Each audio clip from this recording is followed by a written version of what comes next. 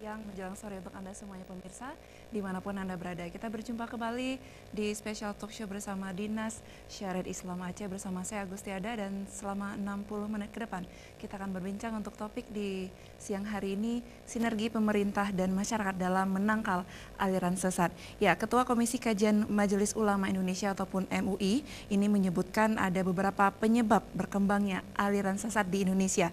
Salah satunya adalah karena rentannya persoalan akidah di tengah-tengah suatu masyarakat, dan hal inilah yang kemudian menjadi membuat mudahnya dirasuki paham-paham yang sebenarnya menyimpang dari ajaran Islam. Nah, lantas hari ini kita akan mengetahui bagaimana sikap kita, bagaimana upaya pemerintah untuk menangkal aliran sesat yang ada di Indonesia, khususnya juga ada di Aceh. Dan saya sudah bersama Dr. Hasanuddin Yusuf Adan MCL selaku Ketua Umum Dewan Dakwah Aceh. Assalamualaikum Bapak Hasanuddin. Waalaikumsalam. Terima kasih banyak untuk kehadiran Anda di Studio CTV, Pak. Kita akan membahas untuk topik tentang aliran sesat yang ada di Indonesia, dan ini kita membahasnya khusus Aceh. Boleh nanti kita bisa lebih luas lagi pembahasannya. Dan Assalamualaikum untuk Tengku Jamaluddin Taib MA selaku Ketua STAI Tengku Cik Panteku. Assalamualaikum. Waalaikumsalam warahmatullahi wabarakatuh. Sama halnya Tengku, terima kasih banyak untuk kehadiran Anda dan kesempatan. Dan ini juga pemirsa membutuhkan informasi yang sangat banyak sekali, karena masih banyak juga masyarakat yang minim informasi terkait dengan ajaran aliran sesat yang ada di Indonesia. Nah, khususnya ini kita mungkin nanti bisa sebelumnya nih Tengku Jamaluddin, kita melihat di perbatasan antara Provinsi Aceh dengan provinsi lainnya ini masih rentan sekali dengan ujaran ataupun aliran sesat. Nah, sebelumnya saya juga pernah duduk dengan salah satu Tengku juga di Aceh TV, di mana beliau menyebutkan sudah banyak ditugaskan dai-dai dari Aceh untuk mereka bekerja memerangi aliran sesat, penangkalan akidah. Tanggapan Anda bagaimana, Tengku? Saya melihat berkembangnya aliran sesat. Kalau di perbatasan itu mungkin karena faktor pengetahuan masyarakat yang sangat minim.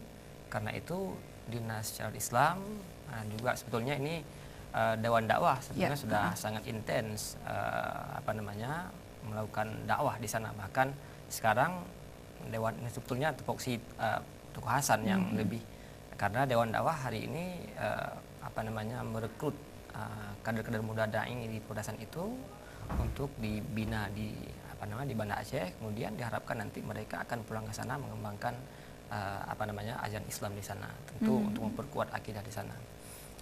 Tapi secara umum kita lihat bahwa berkembangnya aliran sesat di Indonesia, khususnya di Aceh, itu yang pertama jelas adalah faktor pemahaman masyarakat yang masih kurang di tengah masyarakat.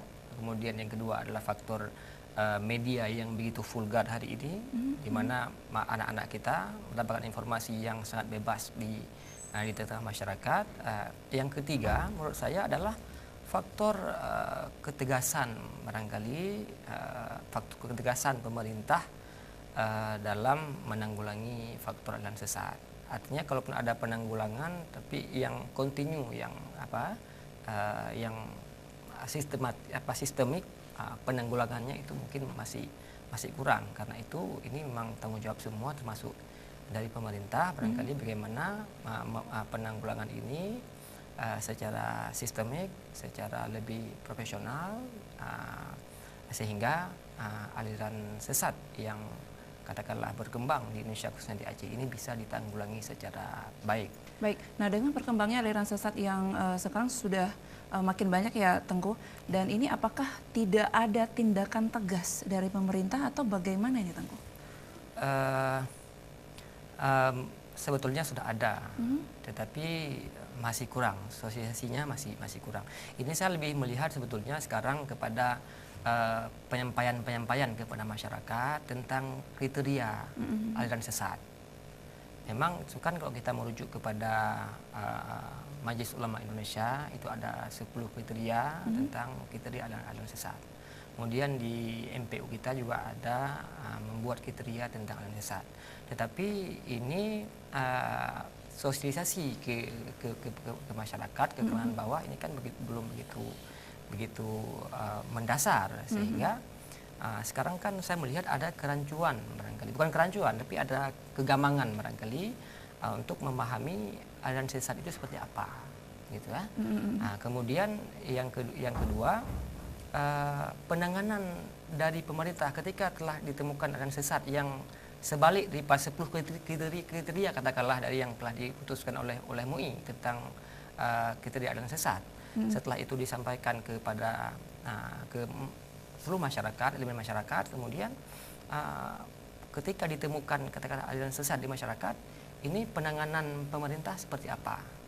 Yang kontinu begitu. Kalau sekarang kan paling hanya ada fatwa dari MPU Kabupaten, ada usulan dari MPU Kabupaten, kemudian diberi fatwa oleh MPU Provinsi.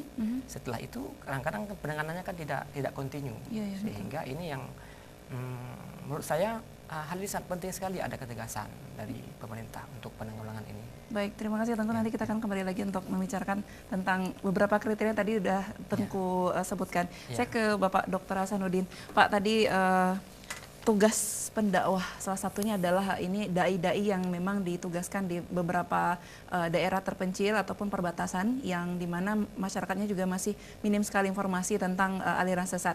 Nah, ini terkait tentang kendala apa saja yang dirasakan oleh para pendai di sana dengan memberikan informasi tentang aliran sesat.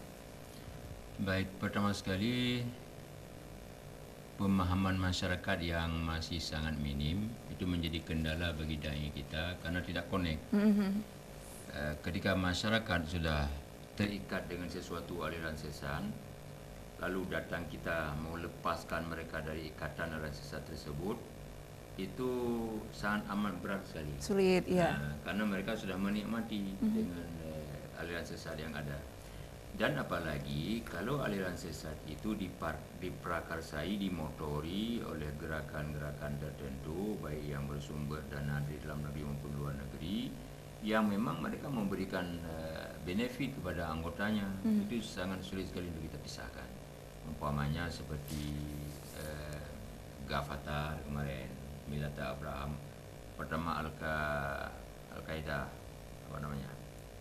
kemudian bertukar dengan Milata Abraham, kemudian diganti lagi namanya dengan Gerakan Fajar Nusantara. Itu ada backup dana dari luar negara. Kemudian Ahmadiyah Qadiani juga itu malah kuasa besar dunia di belakangnya. LDII umpamanya itu awalnya dahulu dia juga ada format cara memplot dana yang cukup sistematis sehingga anggotanya itu menyatu dan menikmati dengan aliran sesat yang ada, karena mereka sudah diberikan benefit dalam bentuk keuangan atau diberikan kerja. Nah, ketika berhadapan dengan aliran sesat yang sudah berakar seperti ini dai kita sangat berat untuk mengeluarkan mereka dari kelompok tersebut. Namun berdasarkan pengalaman, dai-dai kita itu terus membuat pendekatan, menghadirkan ketentuan Al-Quran, ketentuan Al-Sunnah, sehingga tidak sedikit kepada mereka yang kemudian sadar. Dan ketika sadar, mereka juga ikut berkampanye untuk menarik saudara-saudaranya yang berada dalam kelompok aliran sesat tersebut. Baik, artinya di beberapa daerah terpencil ini mereka terkendala dengan informasi yang sangat minim ya, Bapak. Betul, nah, betul. Bagaimana dengan kota besar seperti Indonesia dan juga beberapa jumlah provinsi yang lainnya yang besar ya, yang ada di perkotaan yang dimana komunitas aliran sesat ini mereka sudah berbaur dengan masyarakat pada umumnya? Itu persoalannya bukan persoalan informasi lagi, itu persoalannya adalah persoalan ekonomi. Jadi mereka bergabung dengan aliran sesat karena di sana diiming-iming oleh pekerjaan yang lumayan, malah ada gaji rutin bulanan, sehingga para anggotanya itu sudah menikmati kondisi seperti itu. Jadi mereka langsung atau tidak langsung, rela atau terpaksa harus mempertahankan aliran sesatnya itu, gerakan aliran sesatnya itu, dan harus mempertahankan eksistensi kepemimpinan aliran sesat tersebut. Ini termasuk sebuah aliran sesat yang terjadi di Bogor. Di sana ada satu orang dengan sebuah rumah besar. Mereka menghayalkan kehidupan di surga. Oh. Jadi masuk ke dalam rumah itu laki perempuan, karena di surga kita tidak ada pakaian lagi, jadi masuk ke sana telanjang bulat. Wow. Siapa yang mau berhubungan seksual silakan dikamerakan lagi. Kalau kita pikir-pikir kan tak mungkin terjadi di negara dan dunia yang semaju begini hari ini. Tapi itu terjadi. Nah, ketika seorang pakar aliran sesat Bapak Jamaluddin, Amin Jamaluddin menemukan informasi ini, melaporkan kepada polisi, polisi ketawa. Tidak mungkin terjadi itu, tidak ada di polisi bilang. Hoax. Hoax. Jadi ketika berkali-kali dilaporkan oleh Pak Amin Jamaluddin, kemudian polisi mengirimkan intel, begitu dilacak, ternyata betul. Baru polisi bawa reo, ratusan anggota, mendobrak pintu, tengoklah manusia seperti anak tikus telanjang bulat di sana. Nah, kalau kita pasang pikiran melihat kondisi kemajuan pengetahuan hari ini, tidak mungkin terjadi itu. Tapi itu terjadi. Nah, keterikatan dengan finansial itu membuat seseorang melengket dengan sesuatu lembaga atau dengan sesuatu aliran. Baik. Jadi artinya selain dengan informasi yang minim, ini bisa dikatakan juga dengan penyebabnya adalah karena perekonomian masyarakat. Betul. Yang menjadi penyebab mereka gampang sekali untuk masuk ke dalam aliran sesat tersebut. Iya. Baik, seperti yang tadi digaji seperti Bapak Hasanuddin katakan ya Pak ya. Dan juga pemirsa, kami nanti di segmen kedua dan segmen ketiga sudah membuka line telepon nanti. Silakan nanti memberikan pertanyaan terbaik untuk kedua narasumber kami di siang hari ini. Kemudian upaya pemerintah dalam memerangi pendangkalan akidah Bapak Dr. Hasanuddin, seperti komunitas yang tadi saya sebutkan, katakanlah yang beberapa tahun yang lalu yang terkenal ini adalah Lia Eden. Nah, ini yang mendapat sanksi hukuman hanya ketuanya saja yang mengaku sebagai Tuhan, Lia Eden. Sedangkan komunitasnya ini dikembalikan ke masyarakat. Ini seperti apa seharusnya tindakan pemerintah? Sebetulnya kasus Lia Eden ini sudah berulang kali. Awalnya dia mengemukakan dirinya dalam jamaah-jamaah pengajian, pernah bertemu dengan Malaikat Jibril, gitu. Dia berbincang dengan Malaikat Jibril. Kemudian taraf pertemuannya itu naik sedikit lagi. Dia bersenang-senang dalam surga dengan Malaikat Jibril. Dia kawin dengan Malaikat Jibril. Dia ceritakan kepada jamaah pengajiannya. Terus semakin hari semakin naik lagi tingkat derajat dia itu. Dia menamakan dirinya Malaikat Jibril. Nah, kasus ini masuk dalam kasus penodaan agama. Undang-Undang PNPS tahun 65 itu, nomor 1 tahun 65 itu, penodaan agama minimal bisa dikenakan hukuman 5 tahun sebetulnya, maksimal. Termasuklah kasus yang dialami oleh Ahok kemarin itu, dia kena berapa, 2 tahun kah? Ini hukuman minimal dia, tapi maksimalnya 5 tahun. Nah, Lia Eden karena itu murni pemikiran dia mempengaruhi jamaahnya yang lain. Betul. Maka pengadilan menetapkan dia yang bersalah. Beda kasusnya dengan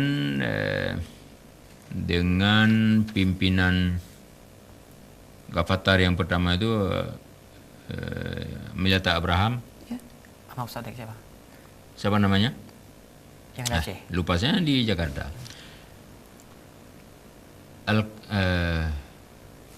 Ada namanya, lupa saya nanti. Jadi dia itu mengklaim dirinya Nabi, dan dia berusaha untuk mengganti-gantikan Ahmad Musaddiq namanya. Ahmad Musaddiq itu dia mengklaim dirinya Nabi, dan begitu ditangkap dia pura-pura bubar, kemudian ganti nama lain. Ya. Untuk memanipulasi. Memanipulasi, ganti ke Milata Abraham. Ketahuan lagi Milata Abraham, dia ganti dengan Gerakan Fajar Nusantara atau Ghafatar yang pernah digebrek oleh Karing di di sebelah pasar oleh Karing itu. Jadi dia itu memang berusaha untuk menghidupkan aliran sesat itu karena ada sponsornya dari luar. Dia lebih berat hukuman dibandingkan dengan Lia Eden tadi, Lia Aminuddin. Baik. Nah, Tengku Jamaluddin, tadi sudah disebutkan sanksi untuk aliran sesat ini minimal 5 tahun, betul? Maksimal 5 tahun. Tetapi semakin marak dengan adanya ajaran dan juga aliran sesat. Seharusnya dalam pandangan Islam, bagaimana hukuman seorang yang menganut aliran sesat? Sebetulnya kalau kita merujuk kepada apa yang dilakukan oleh Abu Bakar As-Siddiq dalam memerangi orang yang tidak bayar zakat saja, di Yabamah itu sebetulnya sangat kuat sekali, sangat keras sekali hukumannya, harus dibunuh dan seterusnya kan. Namun demikian karena Indonesia ini kan bukan menerapkan hukum Islam, apa boleh buat lah, makanya aliran sesat ini kan terus berkembang di Aceh. Saya lagi-lagi di awal saya sampaikan bahwa hukuman untuk aliran sesat berurusan akidah ini kan, ini kan hal yang sangat mendasar bagi kehidupan umat Islam. Oleh karena itu tidak cukup sebetulnya kalau hanya diancam dengan maksimal 5 tahun. Seharusnya ya, seharusnya lebih dari itu. Oleh karena itu lagi-lagi kalau tidak ada ketegasan dari pemerintah tentang hukuman yang harus diberikan kepada penjeraan kepada katakanlah aliran sesat ini akan terus berkembang. Nah, persoalan lain hari ini kan kalau terlalu memberikan hukuman yang terlalu berat kepada atau bahkan membiarkan itu kan nanti akan kalau diberikan menjadi tantangan dengan HAM dan seterusnya. Ini menjadi persoalan yang sangat ini kepada agama kita hari ini. Dan kita masih dilema artinya. Sangat dilema sekali. Ya, ini yang menjadi salah satu penyebab di mana makin maraknya penyebaran aliran sesat, karena memang walaupun hukuman penjara yang dimaksimalkan 5 tahun ya, tetapi setelah 5 tahun mereka lepas kembali, mengulang lagi ya, Bapak Dokter. Nah ini yang menjadi penyebab aliran sesat semakin marak yang ada di Indonesia. Dan nanti kita akan kembali lagi untuk mengetahui bagaimana kriteria ataupun untuk mengetahui aliran ini sesat ataupun tidak, bagaimana ciri-cirinya. Kita akan segera kembali, tetap di Special Talk Show.